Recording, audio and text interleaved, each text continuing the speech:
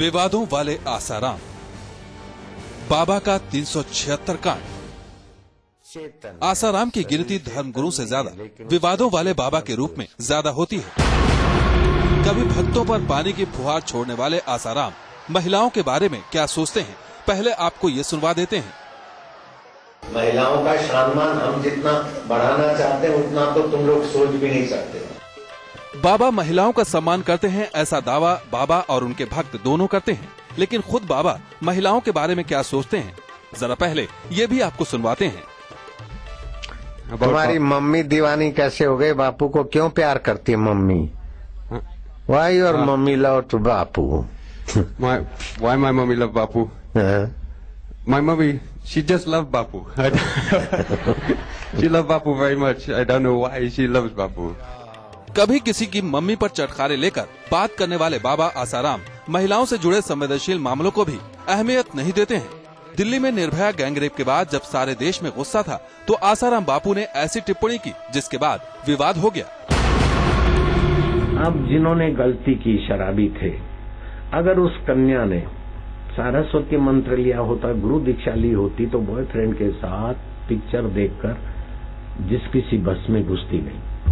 अगर घुस भी गई तो 6 शराबी थे, 5 या 6 जो भी थे, भगवान का नाम लेती और एक का हाथ पकड़ती, तेरे को तो मैं भाई मानती हूँ। 2 को बोलती, भैया मैं अबला हूँ, तुम मेरे भाई हो, धर्म के भाई हो। भगवान का नाम लेकर हाथ पकड़ती, पैर पकड़ती, इतना दुराचार नहीं होता। गलती एक तरफ से नहीं होती। खुद आसाराम को भी शायद विवादों में रहने में मजा आने लगा है। कोई मौका ऐसा नहीं है जिसमें आसाराम बापू अपनी टांग न अड़ाते हों। एक शख्स ने खुलासा किया है कि आसाराम के आश्रम में तंत्र मंत्र करके उसे मारने की कोशिश की गई, लेकिन आसाराम ने सफाई दी तो मीडिया को ही कटघरे में खड़ा कर दिया। इसलिए तो तुम इतने बैठे और लाइव टेलीकास्ट न जाने कहाँ लोग कितने कितने देशों में देख रहे हैं, सुन रहे हैं। है मेरे पास जादू। बोले बापू ने मान लिया मेरे पास वशीकरण विद्या है। वो तो मान लिया कि मैं तो पहले से चिल्ला रहा हूँ। तुम क्या नई बात बोलती हो फातिमा? तुम्हें तो पैसा मिला, टीआरपी बढ़ाना है, तो धर्म को इतना दूषित ना करो जिससे तुम्हारे लिए, तुम्हारी चैनल के लिए लोगों के दिल में नालत पैदा हो। आसाराम से जुड़े ये वो विवाद हैं जो लगातार मीडिया की सुर्खियां बनते रहे हैं। बाबा के खिलाफ देश के कई पुलिस थानों में शिकायतें भी दर्ज हैं, लेकिन न तो आसाराम की बदजुबानी बंद हो रही है और न उनसे जुड़े विवाद खत्म होने का नाम लेते हैं। Team news nation. तो आपने देखा बाबा आसाराम किस तरह महिलाओं पर आपत्तिजनक टिप्पणी करते हैं, लेकिन अब आपको दिखाते हैं कि विवादित बाबा करतूतों की इनकी पूरी तस्वीर। प्रवचन में महारत रखने वाले आसाराम विवादों के भी महागुरु हैं। कभी अपने बर्ताव तो कभी अपनी हरकतों और कभी अपने बयानों से हजरत ने खासा बखेड़ा खड़ा कर दिया। यौन उत्पीड़न का आरोप। 21 अगस्त 2013 को आसाराम पर नाबालिग लड़की ने यौन उत्पीड़न का आरोप लगाया। पीड़ित लड़की आसाराम के गुरुकुल की छात्रा है। ऊंट निकल गया तालाब से अथवा डैम से, तो उसकी पूंछ का क्या होगा? बेटे, ऊंट का वजन होता है, वो निकल गया तो पूंछ तो बिना वजन की होती, वैसी तैरती हुई निकल जाएगी।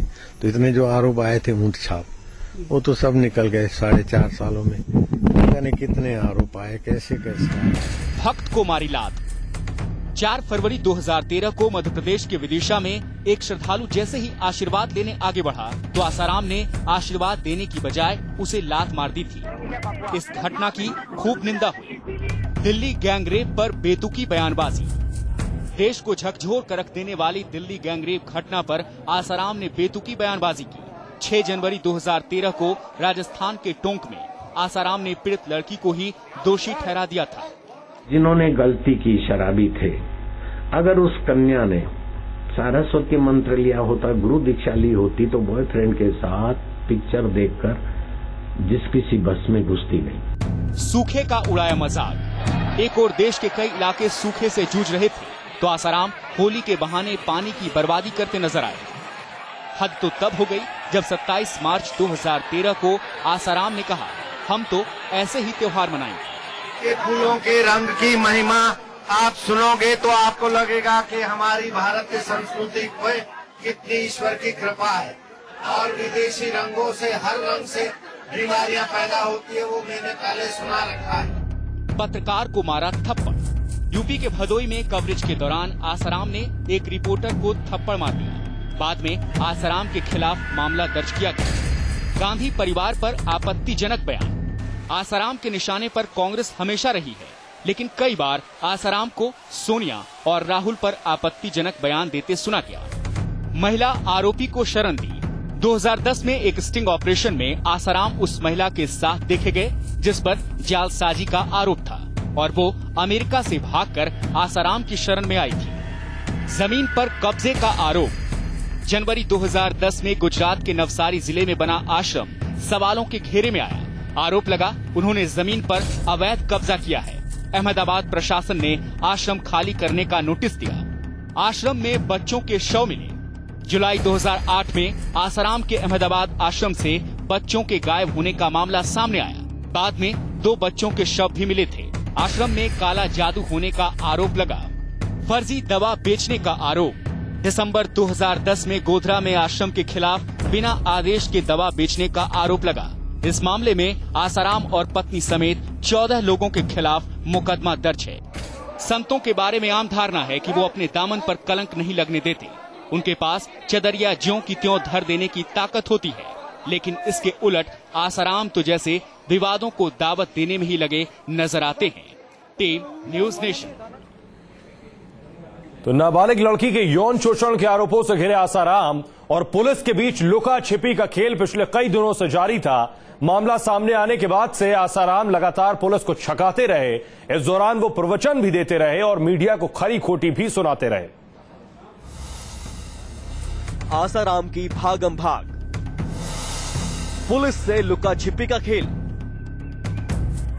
कहावत है कि डरता वही है जिसने पाप किया हो। आसाराम बेशक कहें कि उन्होंने नाबालिग लड़की के साथ किसी तरह का दुराचार नहीं किया है, लेकिन अगर वो बेकसूर है तो उन्होंने पुलिस के साथ इस तरह भागम भाग क्यों मचाई। जोधपुर में 15 अगस्त को वारदात के बाद से ही आसाराम ने लगातार पुलिस को छकाया। दिलचस्प बात यह है कि इस दौरान आसाराम खुलेआम सत्संग और प्रवचन भी करते रहे। पत्रकारों को देख करके, टीवी को देख करके भड़कता है।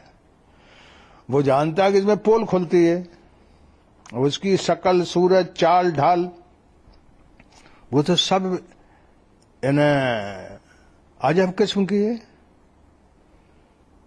वो आदमी सिर्फ पैसे और जमीन और इन तमाम चीजों में लगा हुआ है। आइए अब आपको बताते हैं कि आसाराम ने पिछले 15 दिन में पुलिस को किस तरह छकाया। 15 अगस्त को जोधपुर में इस वारदात के बाद आसाराम वहां से सीधे दिल्ली पहुंचे। इसके बाद यहां से आसाराम ने अहमदाबाद की राह पकड़ी। यहां पर आसाराम ने बाकायदा भक्तों को प्रवचन भी दिया।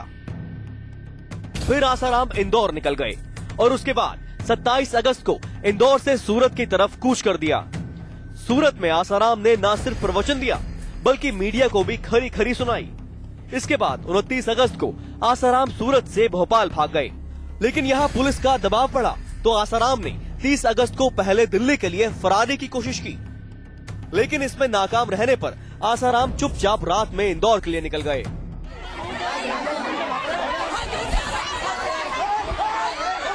इस दौरान न सिर्फ आसाराम ने पुलिस को छकाया बल्कि उनके समर्थकों ने भी मीडिया के साथ बदतमीजी की। भोपाल में तो खुद आसाराम ही एक महिला पत्रकार के सवाल पूछने पर भड़क उठे थे। अब ये सवाल इस समय पूछने का है, तेरे पास अक्ल जैसी कोई चीज है?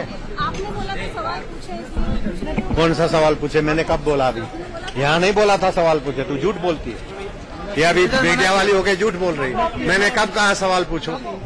इस समय मैं बोलूंगा तो सवाल पूछो। कैसा झूठ बोलती है? मैं कितना व्यथित हूँ तो मेरे साथ जुड़ के फिर पता चलेगा। कैसे सवाल पूछ रहे हो? आपको कुछ तो समझ लेना चाहिए, कुछ तो शर्म आनी चाहिए आप लोगों को। वहीं जोधपुर में उनके समर्थकों ने बाकायदा मीडिया वालों के साथ मारपीट की, जहां तक कि मीडिया के कैमरे और ओबी वैन पर भी हमला किया। सवाल ये है कि अगर आसाराम वाकई संत हैं, तो क्या उनका और उनके भक्तों का ये बर्ताव संत की महिमा पर लांछन नहीं लगाता है? क्या आसाराम अपने भक्तों को प्रवचन में यही उपदेश देते हैं? Team news nation.